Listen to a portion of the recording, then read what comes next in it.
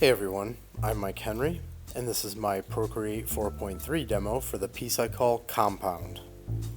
So, I admit that I'm a sucker for someone with like one big robotic arm. I've done it a lot. I'm not going to show a lot of them here. I think I showed some of them the last time I did a robotic arm, but I just love it. So let's get that out of the way. Love robotic arms. Next though, I want to call out the fact that this piece here I did a bit ago, maybe a couple years ago, and I sort of consider these two pieces like companion pieces. They're not exactly like I didn't design this guy specifically to go with the girl in the other one, but they sort of feel like they could go together, so I'm sort of thinking of them that way. I'm not going to be constructing some big pitch Bible around this, but that's just kind of what I had in the back of my mind. So let's get into the piece at hand. By the way, if you hear some noise in the background, it's raining outside. It's raining really heavily, and it's just kind of the only spot I can really record. So let's just try to ignore it, or maybe try to enjoy it if you're like me and you like rain. But anyways, here's a piece that I started, and then I kind of very quickly threw it into my like do this later bin. So we get all the way through the very loose sketch phase, even all the way to the point where he's got his final clothing designed on him and everything. But here this was me just playing with some shapes. I wanted kind of like this skinny body, and then usually it's like, oh, skinny body, big chunky arm, but I kind of wanted to avoid that as well. So the design aesthetic that I was going for here, I was in the middle of doing a couple of pieces that were a little fashion oriented, and so it was like, okay, well, let's try and look up some like modern fashion and pair that with the arm. In fact, the other girl in the other piece, she kind of is modern fashion, but she also looked a little just sort of like, I don't know, it's kind of hard to pin down. She looked kind of just like timeless, like metropolitan gal with a big robot arm. Whereas this, I wanted to try and hit something that was a little bit more specific to like the times and fashion. So I did some very quick research and then altered some things for my own taste, and then developed the arm deliberately as like a completely separate entity because I wanted that juxtaposition to be there. This is me just kind of referencing some visuals, some fashion visuals, and it's kind of funny because he's got something that kind of looks like a Letterman's jacket. It's not really supposed to be exactly such. I was looking at, like I said, some fashion photos, and there was some jackets that all of them kind of looked interesting, and I kind of combined some of them. But this would be sort of more of like a fashion oriented Letterman's jacket than in like the other piece, for instance, that I did last. So the big thing was I wanted to make sure that the dynamics of his figure without the clothing on it, that was still there. I wanted to try and communicate the energy. He's standing very still, but then like his hand is sort of splayed out in an interesting way, and then his robot hand is splayed out similarly. So I just thought that would be kind of fun. So here now we're getting into the flattening stage. This is already after it's sit in my folder. It sat in my folder for, I don't know, like a month maybe. So the fact that last piece had a Letterman's jacket in it, it was actually, this idea was conceived definitely non-chronologically. As far as all the stuff that you guys see up on the channel, it's not like linearly constructed, both the pieces themselves and how I work on them. I mean, you know that if you've watched other videos of mine, there'll be times where I sort of stop and restart them and all that. In this case, it was sketch, put it in the do later folder, and then as I'm getting inspiration, return to it. Sometimes it's a good idea, like the drawing is good or something about it is good, but you're just not in the right headspace to do it, and that's kind of what happens to me quite often, and that's what happened to me here. So then later when I really felt like doing it, I came back to it. So now we're just at the flattening stage, which is simple. There are some interesting things to reference, but since you've probably seen a number of these videos, then I will skip out for right now, and I'll come back in a minute.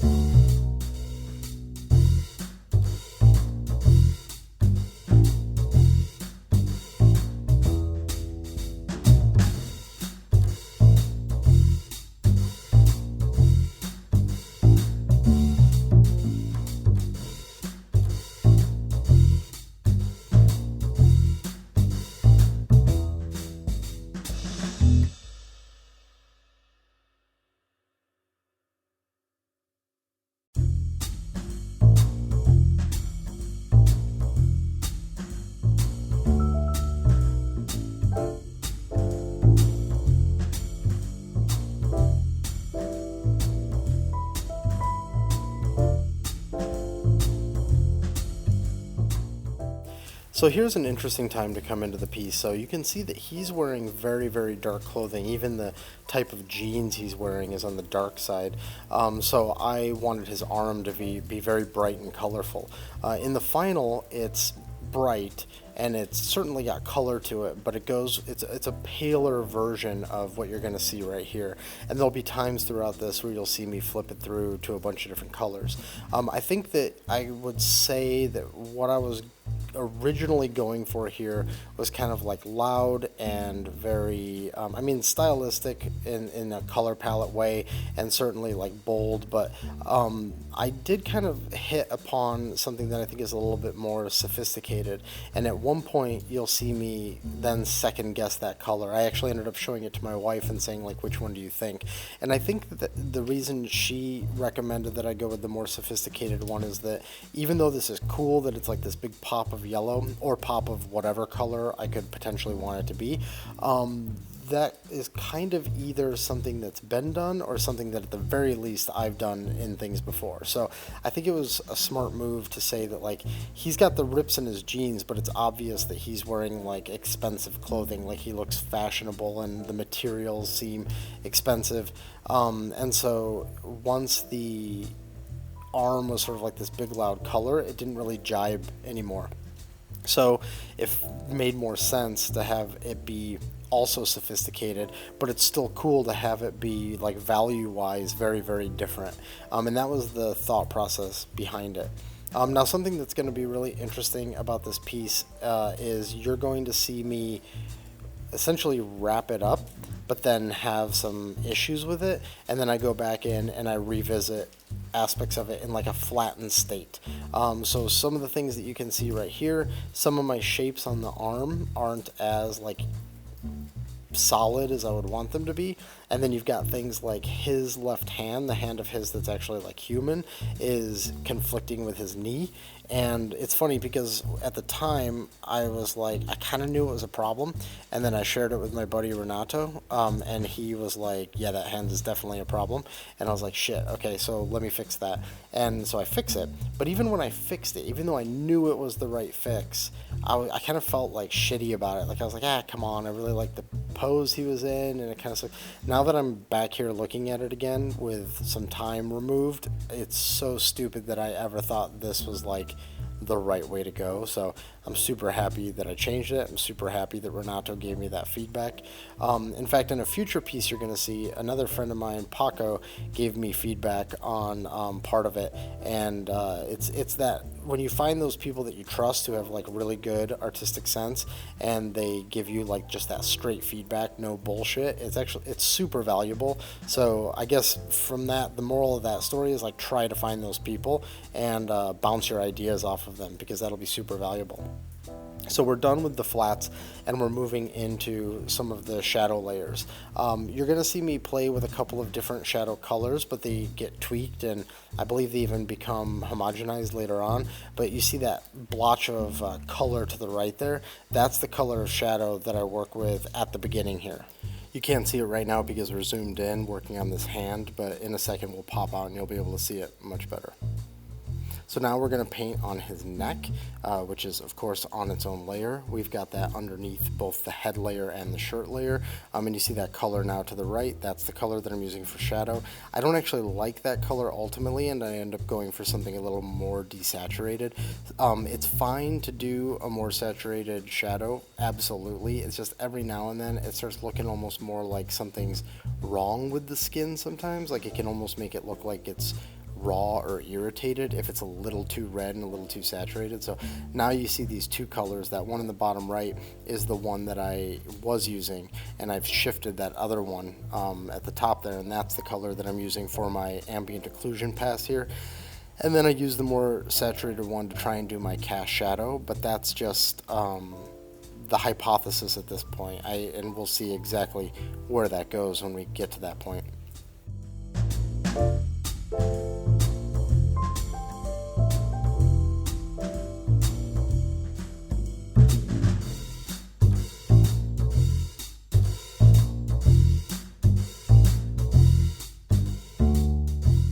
Here we're doing the pants. Everything is so dark, so it's a little hard to see.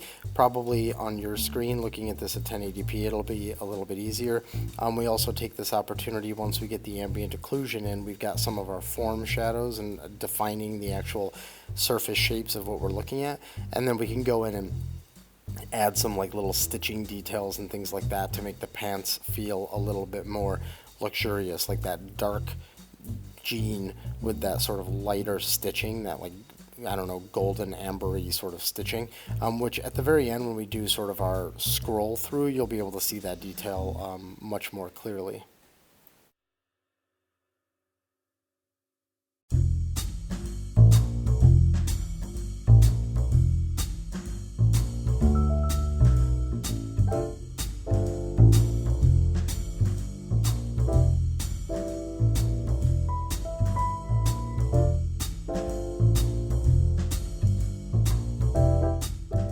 And then here's our ambient occlusion pass on the face. So we've selected the face layers, cleared away from the shadow, and now we're putting in that ambient occlusion. Of course, most of it's going to be up where the hat is, but then we want to use this to also put in some definition around the nose, around the eyes, and then we'll actually use an additional layer to support the upper lip. I usually do that on my pieces. I try to define the upper lip with just sort of like a separate layer that's a shadow. It's like a 50% black or a 30% black or something like that. It depends on the piece really, but in this case we're using the shadow, you can see right there, to define like the opening of the mouth and the corners of the mouth and underneath the lip. But then in order to make that upper lip more prominent, we use like a dark layer right there. 1 week later. So it's no longer raining. It's another day. I finally got back to recording this. We're going to try and get this done before my kids return, and then I have no ability to record anymore. So we are continuing to move through some details because then we're going to get right back to the AO. So we just did some details on his lip, and then now we've got some details on his hands and his fingernails, and then we're going to do some details on his hat, and then we'll go back into the AO pass.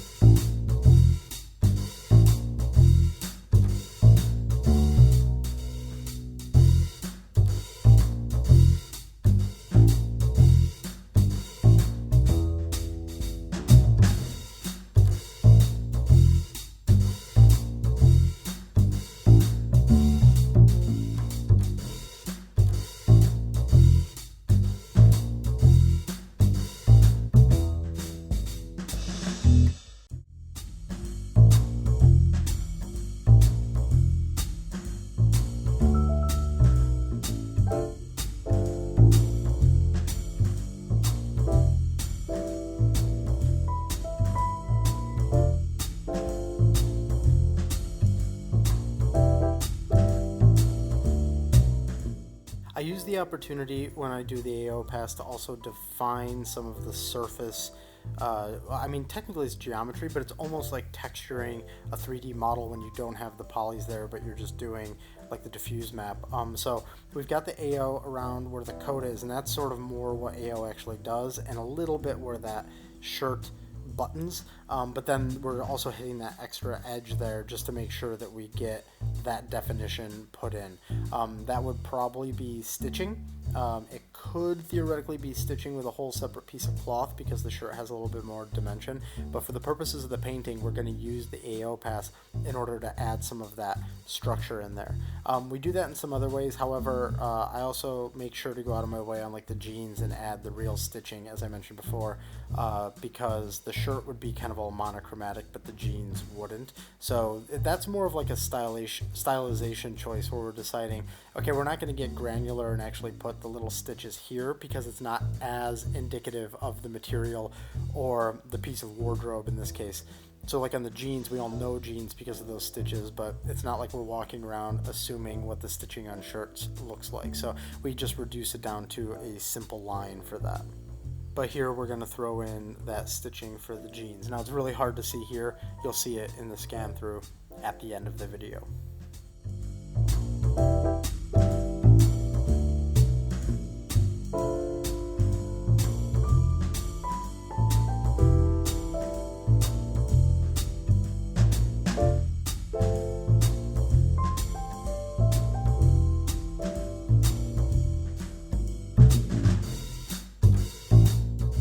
We're moving to the AO pass for the hand, which is all kind of done in one go. And I don't mean that, I don't know why I said it's done in one go. I think all I mean is that with the body, there's all these little elements to break it apart.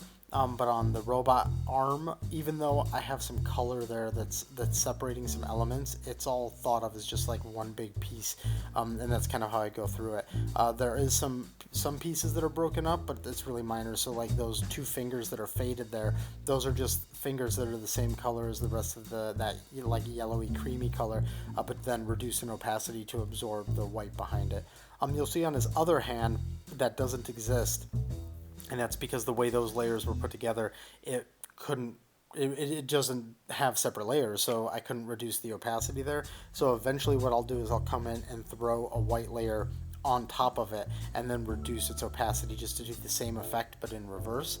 And that's just a way to keep that consistency. Since the two hands are similarly posed, it's also nice to have them be similarly treated in that way. So now we're just going to go through and bang out the details of this arm, and then I'll come back in a minute.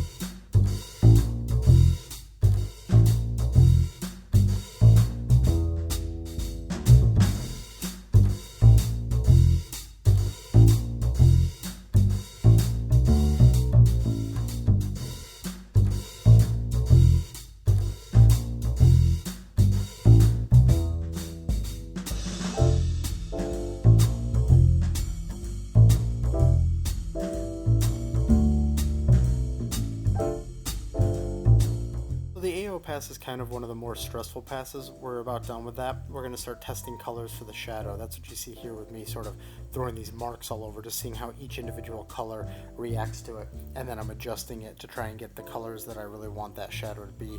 Now we're going to actually work on painting in that shadow. So this is the direct light pass where we're going to actually put the shadow that is a mixture of sort of like objects that are cast onto the character from the character's own objects, as well as like some shading and some definition. I've been recently working with some new techniques where I'm mixing up this and adding some other stuff and all that, and it's sort of just an ever ongoing process.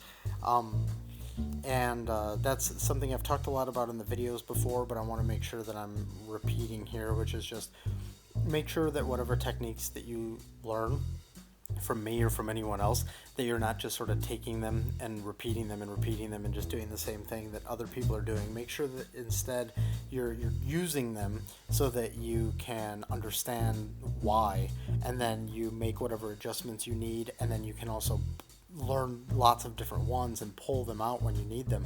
For instance, if you get, let's just say you're like a character designer and you get a gig working for Cartoon Network on some like flat shaded thing, there's going to be a lot of what you see here that you aren't going to be able to use. There's also going to be some things that you are going to be able to use.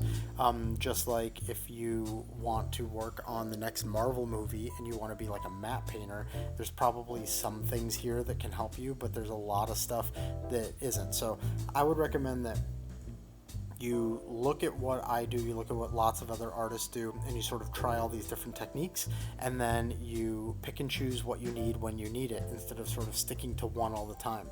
I think if you followed me over all the years that I've ever been like on the internet posting art, you'll know how much I've changed. But I think that also if all you did was look at me here on this channel and you saw how things change, every now and then I take a step back and I go back to a look or a technique that you see me do before, but what you mostly see me doing on here is the evolution of what is exciting to me and new to me and I'm trying out and having fun with.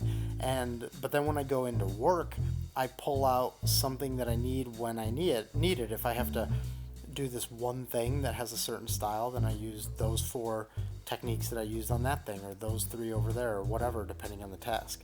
So the summary of that is like, please do not take what you learn here or from other artists and just replicate it. Not because anyone's afraid of having their look stolen, but because that's just not going to be as beneficial to you as an artist. Instead, pick it up, as they say, like put the arrow in your quiver, and you've got lots of different arrows for different occasions. You're like Green Arrow or some shit. Did that phrase come from Green Arrow or just any archer? Anyways, so do that. That way you'll always have something for the occasion, and you've learned all these different techniques. Now, if there's a natural style that you end up liking and working in, and that's what you work in for fun, like fine, like do that. But I can tell you that there are a lot of methodologies that don't necessarily cross over from style to style, and it's good to sort of learn all of them. So at the phase we're at in this piece now, we're still putting in the direct shadow. So right now I'm working on like the cast shadow from the coat. And what I'm throwing in there on the shirt, it was already hinted at by that little part on his neck, but on the collar of his shirt, it's the shadow that I plan on casting from the robo arm. As you can see, I think the most obvious indication is like where his shirt casts onto his pants, or where the bill of his cap falls onto his face. The lighting is coming from the top left of us as a viewer, above him and to the right, so his robo arm is going to cast onto him. The reason why I picked that lighting source is just because I wanted that arm to be casting onto him. That's it. And I just thought that would be kind of cool.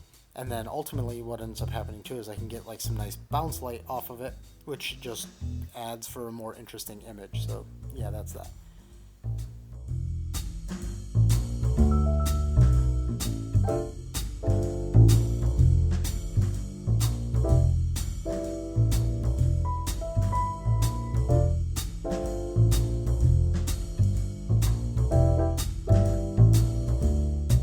Here's a great example of when using the Turpentine brush can't necessarily get you something soft. As you see right here, this shape is big and soft. It's like a I don't know, it's like an old car, like the wheel well or the fender or whatever that goes over the, I'm not a car guy, but it's like a big, smooth, roundish shape.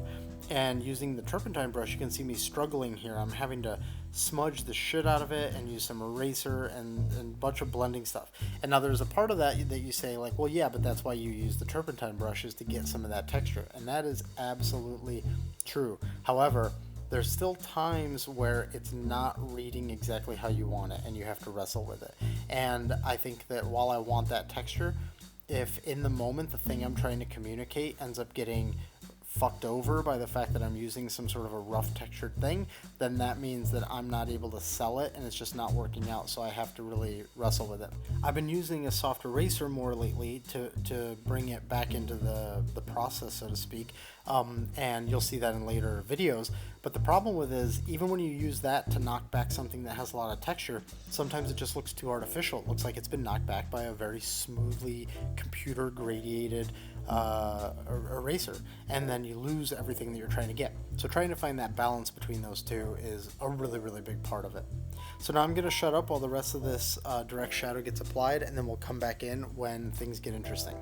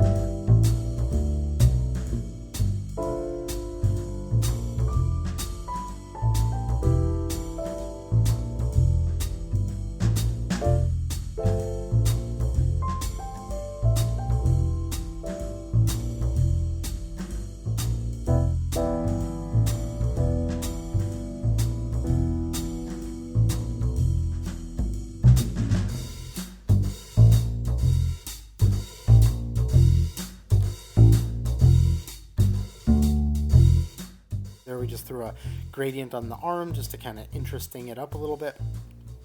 Here's the point where I acknowledge that a lot of the joints on this arm aren't perfectly aligned. I mean, I didn't really line up that perspective super great. We do go in and adjust that a little bit later. This is all kind of a rough painting though, and I'm not too worried about making it hyper technical, but it's enough that it's starting to bother me at this point.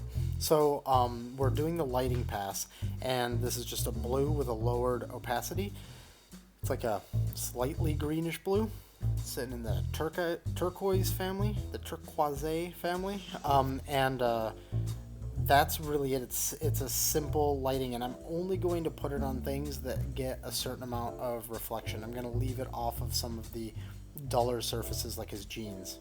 It helps sell the materials, but then it also kind of it gives a cool flat look. I've always really enjoyed the mismatch or the combining or the whatever of flatter elements and more 3D elements. If you look at my last art book that I released a few years ago, the Pink Hair Girl book, all the girls' hairs in that are flat, and their faces and their bodies and stuff like that are all dimensionally painted, and I just like that. And I think that trying to find less abrupt ways to do that can also be really exciting.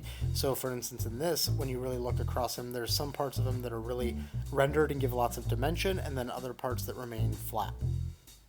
occasionally that's an accident, and sometimes it's on purpose. In this one, I would say that it is on purpose, although there may be some things that you think are sold better dimensionally and some that aren't, which would mean that some of it's on purpose and some of it's on accident. But one of the ones that's a key on purpose is the pants. I like the idea of him having these skinny stick legs, and I think that it makes him even skinnier looking by having them be like flat like that. And so I sort of like that mash of like this arm that's fairly rendered and it at least looks dimensional, and his hand and his face is pretty dimensional, and then his sleeve is, but then like his pants just aren't. He's totally flattens out there.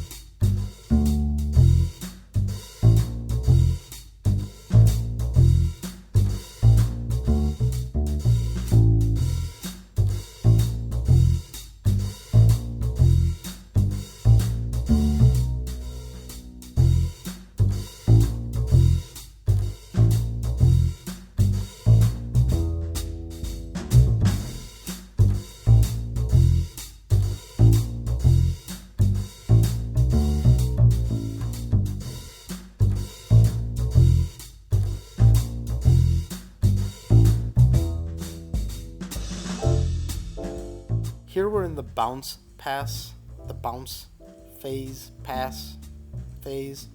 It's where I'm going around and picking out all the parts that I think are going to reflect light into the shadows and try to represent that. Usually painted at like full opacity, and then we lower the opacity and go across it and make new layers if we feel we need to, but it's usually just 1-2 layers maximum. So you see me going through and doing that. Here's that bounce onto the coat that I thought was going to be cool, and it turns out it does look pretty good. So that's a good one there. And there's too many that happen across this whole thing to really zoom in on all the individual ones. Hopefully at the resolution that you're viewing this at, you can spot them all as they're happening. We're also going to get some of that arm editing happening here, where the robot arm is going to have some of the perspective fixed. The main joint where his shoulder would be gets pulled a little bit more towards us.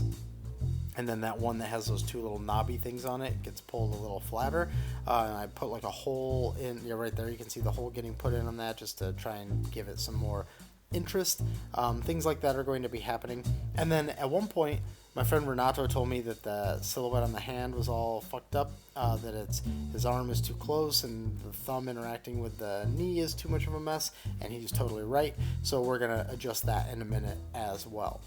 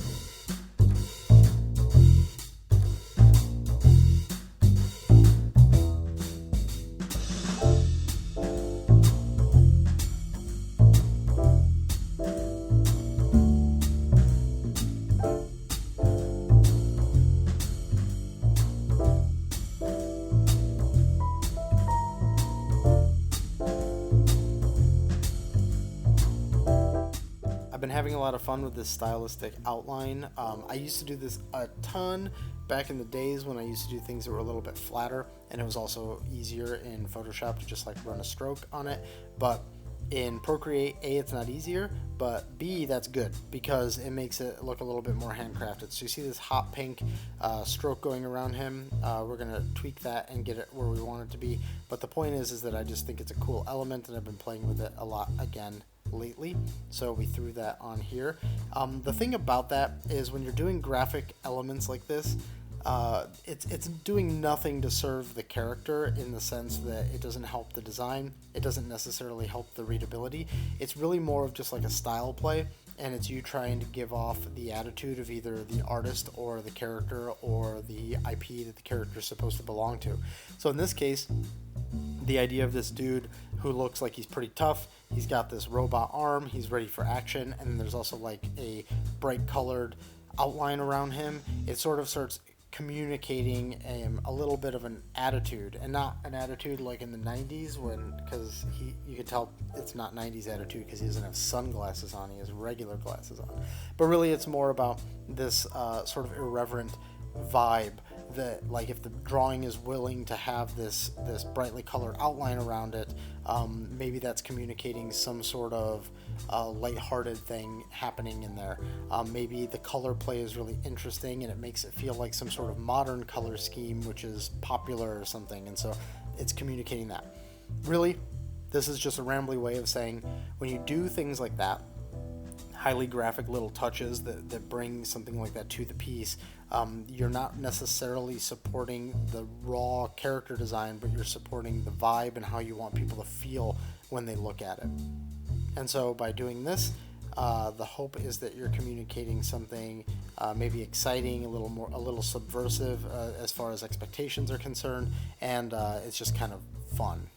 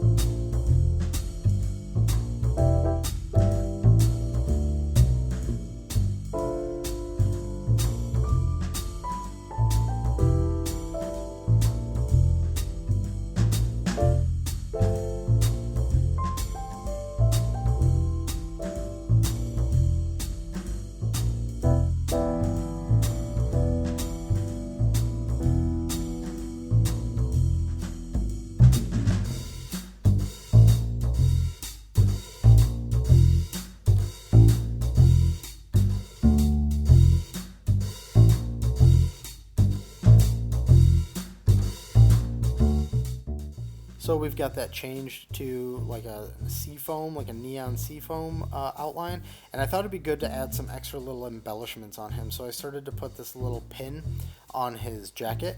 It's a little hourglass. Originally I was going to make it like a Lawrence Arms hourglass because I like putting little references to things I like, but then I thought it was actually kind of cool that it was just an hourglass. It's like, oh, who's this guy? Does he belong to something? Is that what that pin is for? And then I thought, like, let's just keep this theme going. We've got this gold pin, we've got the gold glasses, let's make the zipper gold, and then that's like sort of like this nice little push into something slightly more luxurious. So he's already got like a pretty nice looking coat on, but then if we do these little changes and he looks even a little bit more put together, then it's really nice. I even considered putting the gold in his shoes, like the little eyelets for his laces.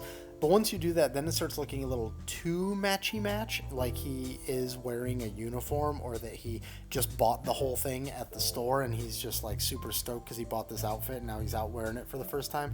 And I wanted to try and avoid that as much as possible. So having to try and make it seem like he dressed himself a little bit more naturally is what I'm saying. I just did like a little bit of that matching up to try and bring it together a bit. You see a bunch of crazy sizing here because I wanted him a little bit smaller on the page, and I was saving him out of Procreate so that I could show him to people.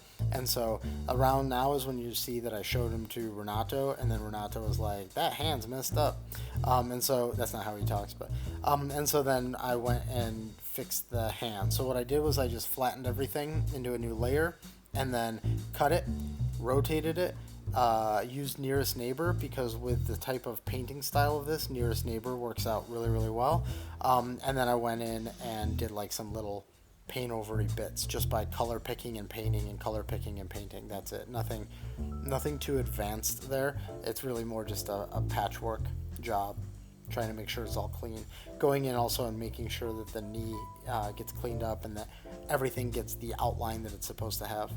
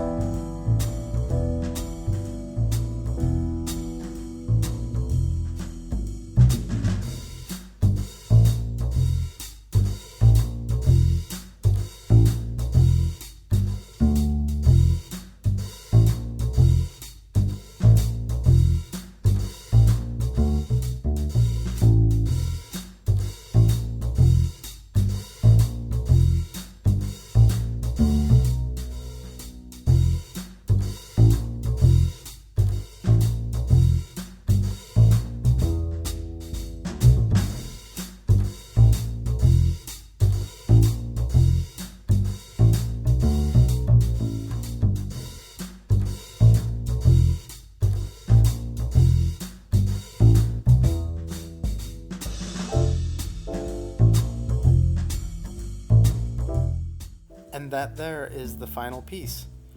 So I named this piece Compound because he has a compound arm. It's kind of a cool name for him. I'm not actually giving him that name, but I could see if this were like a superhero-y type thing, or if I don't know, his name would be Compound, I guess. But it's just because of his arm having like all these different elbows. I thought that was kind of a cool idea. So it was fun to pull him out of the sort of gonna do later bin and actually get him all wrapped up. Lots of fun to do. Yeah, I mean, I don't really have much more to say about this guy. Let's look at some close-ups so that you can see some of those details. We'll go really slow through a really long pan here. You can see the paint and just sort of exactly the texture this brush gives. You can also see those little stitches in the jeans. I thought that this sort of vertical cross-section of him was good to see all the details. You can see the zipper and how that came out, as well as the little pin, and then his face there at the end with the glasses. So thanks for watching. I really hope you enjoyed this one. As I said, really fun to do.